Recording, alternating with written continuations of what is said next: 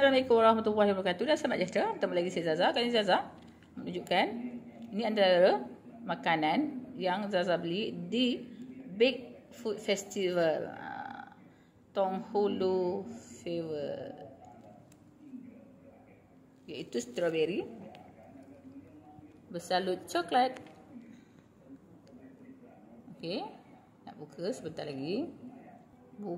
Bukan sahaja Kak Datuk Siti Nurhaliza saja yang suka makan strawberry coklat. Zaza juga suka. Okey.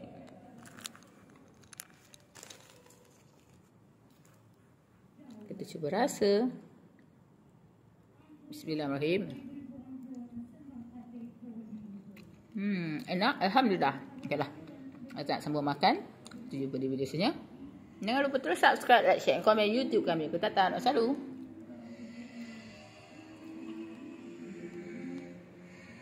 Yang tu strawberry. Bawahnya ada juga anggur.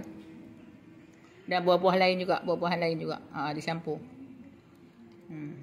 Banyak buahnya dan banyak juga harganya. Okeylah, kita jumpa di video selanjutnya. Jangan lupa terus subscribe, like, share, komen YouTube kami. Kita tak selalu.